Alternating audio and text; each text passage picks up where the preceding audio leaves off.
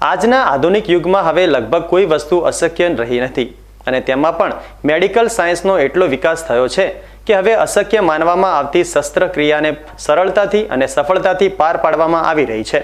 આવો જ એક કિસ્સો ડીસામાં જોવા મળ્યો છે, જ્યાં એક દર્દીની કિડનીમાં પગના બદલે હાથના ભાગથી સ્ટેન્ડને સફળતાપૂર્વક પ્રત્યારોપણ કરવામાં આવ્યું છે। ડીસા ખાતે આવેલી બનાસ હાર્ટ કેર હોસ્પિટલમાં અત્યારે સારવાર લઈ રહેલા આ છે સિદ્ધરાજ બલ્લુભા સોઢા।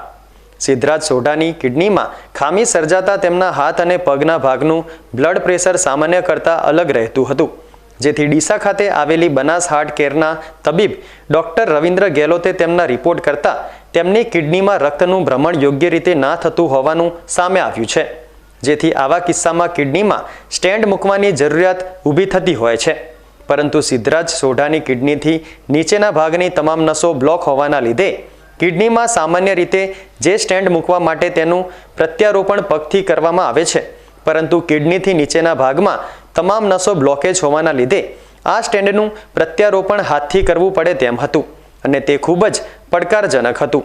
ત્યારે ડીસાની બનાસ હાર્ટ કેર હોસ્પિટલના હૃદયરોગ જાણકાર ડોક્ટર રવિન્દ્ર ગેહલોતે આ પડકારજનક ઓપરેશન હાથ ધર્યું હતું અને કિડનીમાં જે સ્ટેન્ડ મૂકવાનું હતું તે સ્ટેન્ડને હાથના ભાગેથી સફળતાપૂર્વક પ્લાન્ટ કર્યું છે અને અત્યારે દર્દી સિદ્ધરાજ સોઢાની તબિયત પણ સ્થિર છે। હું આપણે અહીંયા ડીસામાં બનાસ હાર્ટ હોસ્પિટલમાં ફૂલ ટાઈમ કાર્ડિયોલોજીસ્ટ તરીકે સેવા આપું છું। આજે આપણે વાત કરશું એક અલગ જ પ્રકારના કેસની। અમારી જોડે એક 50 વર્ષના કાકા પેરિફેરલ સેન્ટરમાંથી રિફર થયા હતા। તેમનું બ્લડ ઉપરના હાથનું બંને હાથનું બ્લડ પ્રેશર અરાઉન્ડ 200ની અરાઉન્ડ રહેતું હતું અને પગનું બ્લડ પ્રેશર 110-120ની આજુબાજુમાં જે ઉપરનું બ્લડ પ્રેશર હોય એ રહેતું હતું। એ પેશન્ટનું ક્રિએટિનિન જે આપણે કિડનીનો રિપોર્ટ કહેતા હોઈએ છીએ એ ડીરેન્જ હતો। તો એ પેશન્ટને ફર્ધર ટ્રીટમેન્ટ માટે અમારે ત્યાં રિફર કરવામાં આવ્યા હતા।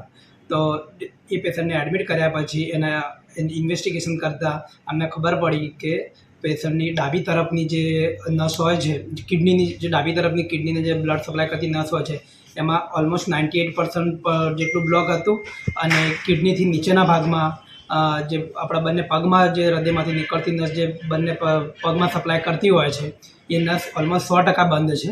તો એવા કેસમાં જ્યારે આપણે કિડનીની નસમાં જ્યારે બ્લોક આવતું હોય છે ત્યારે એ નસની સ્ટેન્ટિંગ અમે યુઝ્યુઅલી પગમાંથી કરતા હોઈએ છીએ, પણ આપણા આ કેસમાં કંઈક અલગ વસ્તુ એટલી હતી, ચેલેન્જ એટલે હતા કે આ કેસમાં કિડનીથી નીચેના ભાગમાં જે મેઇન વેસલ કહેવાય છે એઓર્ટા 100% બંધ હોવાથી પગથી આ પેશન્ટની કિડનીની નસ ઓપન કરી શકીએ એમ નહોતા આપણે।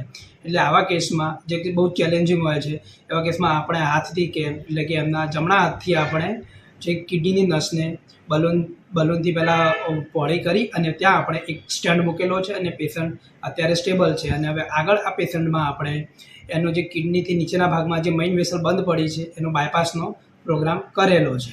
શું કહેવા માગું છો આવા પેશન્ટો તમે? આવા પેશન્ટોને મારા તરફથી એક જ મેસેજ છે કે આજના એડવાન્સ જમાનામાં એટલે કે મેડિકલ સાયન્સ એટલું ડેવલપ થઈ ગયું છે કે ગભરાવાની જરૂર નથી। આ થોડુંક જોખમ રહે છે, પણ તમારે થોડોક ધીરજ અને થોડોક ભરોસો રાખીએ તો કોઈ પણ મુશ્કેલીને આપણે પાર પાડી શકીએ છીએ। સિદ્ધરાજ સોઢાની કિડનીમાં સફળતાપૂર્વક હાથના ભાગેથી સ્ટેન્ડને પ્લાન્ટ કરી દેવાયું છે અને હવે તબીબ દ્વારા દર્દીની કિડનીની નીચેના ભાગથી બ્લોક થયેલી નસો માટે બાયપાસ સર્જરી કરવામાં આવશે। ડોક્ટર રવિન્દ્ર ગેહલોત દ્વારા કરવામાં આવેલી અભૂતપૂર્વ સર્જરી બાદ કહી શકાય કે મેડિકલ સાયન્સે મોટી હરણફાળ ભરી છે અને હવે લગભગ મોટા ભાગની તમામ સર્જરી શક્ય બની છે।